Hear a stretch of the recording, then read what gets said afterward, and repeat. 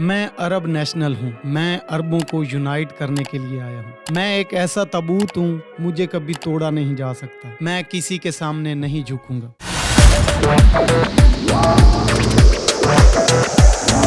अस्सलाम वालेकुम नाजरीन, आप देख रहे हैं रिजवान हैदर ऑफिशियल और मैं हूं रिजवान हैदर। आज हम बात करने जा रहे हैं सदर सदाम हुसैन के बारे में और इराक इसराइल वार के बारे में। ये पार्ट 3 है, जैसा कि मैंने आपको पहले पार्ट 2 में जिक्र किया था। इसी तरह अगर आपने हमारे पहले 2 पार्ट नहीं देखे सदाम हुसैन के बारे में तो वो जरूर देखिए, लिंक नीचे दिए हुए होंगे। आज हम बात करने जा रहे हैं इसराइल वार के बारे में, जब इराक की इसराइल से झड़पें शुरू हुई। सदर सदाम हुसैन एक दिन बैठे प्रेस कॉन्फ्रेंस कर रहे थे अपने पार्लियामेंट मेंबर्स के साथ, तो वहां पर एक औरत चीखती चिल्लाती हुई ज़ारो कतार रोती हुई आप पहुंची और उसने रोते हुए इल्तजा की कि आप यहाँ पे अपनी शाही जिंदगी गुजार रहे हैं, आप सुकून ऐशो इशरत से रह रहे हैं और हमारी इज्जतों के साथ खिलवाड़ किया जा रहा है, हम पे रोज जुल्म किए जा रहे हैं। जो पट्टी इसराइल के साथ इराक की मुंसलिक है, उस पट्टी से इसराइली फौजी रोज आकर हमारी बहनों बेटियों को उठा के ले जाते हैं, उनके साथ रेप करते हैं, हम पे जुल्म किया जाता है और हमें मारा जाता है। ये बात सुनकर सदर सदाम हुसैन बहुत गुस्से में आए और उन्होंने कसम उठाई कि रब्बे काबा की कसम, मैं तब तक चैन से नहीं बैठूंगा जब तक इसराइल तड़प नहीं उठेगा, इसराइल का कोई बंदा जिंदा रहेगा, या इसराइल को जब तक मैं सफ़ाए हस्ती से नहीं मिटा देता। लेकिन कुदरत को जैसे कि हमेशा कुछ और ही मंजूर होता है।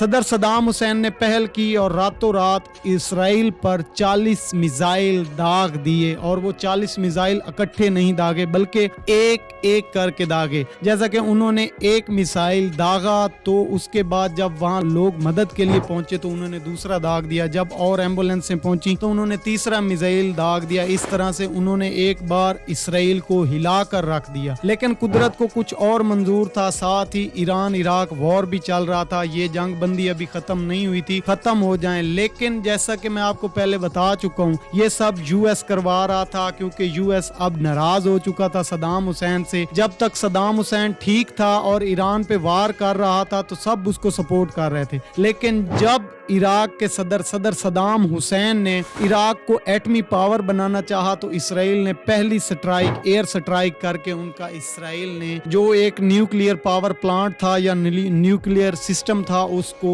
उड़ा के रख दिया, उसको तबाह बर्बाद कर दिया। यकीनन ये बहुत बड़ा नुकसान था इराक के लिए और सदाम हुसैन के लिए। वक्त गुजरता चला गया, जंग नहीं रुकी। उधर ईरान से जंग थी, उधर इन्होंने कुवैत के साथ पहले जंग छेड़ी हुई थी और यूएस इस पे बरतानिया के साथ मिलकर अपनी फौजी दस्ते भेज कर अपने अलायंस मुल्कों के साथ इराक पे हमले करके सदर सदाम हुसैन और इराक को बहुत कमजोर करता चला जा रहा था। आहिस्ता आहिस्ता वक्त गुजरता गया और सदाम हुसैन का अपना साथी जो कि उसका ट्रांसलेटर था, सदाम हुसैन पर्दे से गायब हो गया और सदाम हुसैन ने छुपने का बंदोबस्त किया और वो अपने पैदाइशी शहर में जाके किसी जगह पे छुप गए। और जो उनका ट्रांसलेटर था वो बाकायदा तौर पर जानता था और वो अमेरिकन आर्मी से मिल गया। इसी वक्त में सदाम हुसैन ने बहुत कुर्बानियां दी, उसने अपने बच्चों की शहादतें देखी, वो किसी से मिल ना सका लेकिन वो रूपोश हो गया। और सदाम हुसैन का ट्रांसलेटर अमेरिकन आर्मी के साथ मिलकर पहले गया, सदाम हुसैन के साथ मुलाकात की, बातें की। जब अमेरिकन आर्मी वहां पे पहुंची तो उसने सदाम हुसैन के मुंह पर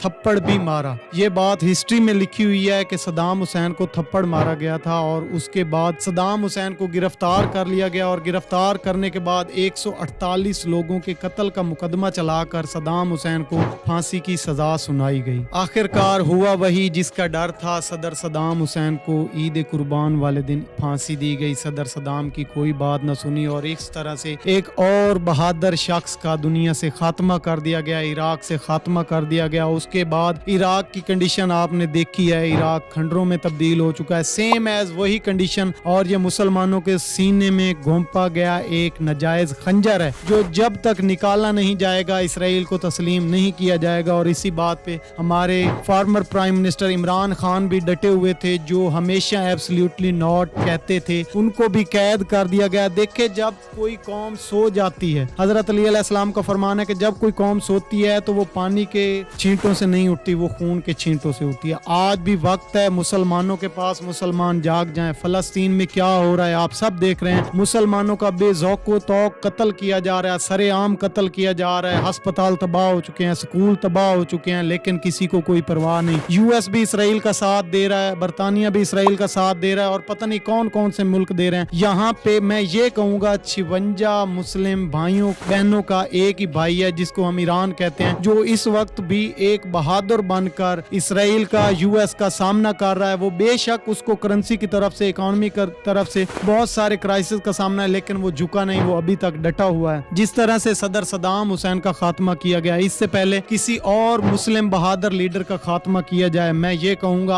आपके पास टाइम है, जाग जाए, वरना मुसलमानों को टुकड़े टुकड़े करके मार दिया जाएगा, खत्म कर दिया जाएगा। इस दुनिया से आपका नामो निशान मिटाने की कोशिश की जा रही है और वो कर दिया जाएगा। हमारे हुक्मरानों के पास तो इतना भी टाइम नहीं कि वो किसी गरीब का भला कर सके। उनके पास बस सेल्फियां और टिकटॉक बनवाने का टाइम है और वीडियो शूट करवाने का टाइम है और गरीबों का मजाक बनाने का टाइम है। खुदारा मेरी रिक्वेस्ट है आप सबसे कि फलस्तीन के भाइयों के लिए आवाज उठाएं। कहीं ऐसा ना हो कि सब कुछ खत्म हो जाए और देर हो जाए। आज के लिए इतना ही। अपना बहुत ज्यादा ख्याल रखिएगा और अपनी राय कमेंट सेक्शन में जरूर दीजिएगा। देखते रहिए रिजवान हैदर ऑफिशियल। अपना ख्याल रखिएगा। अल्लाह निगहबान।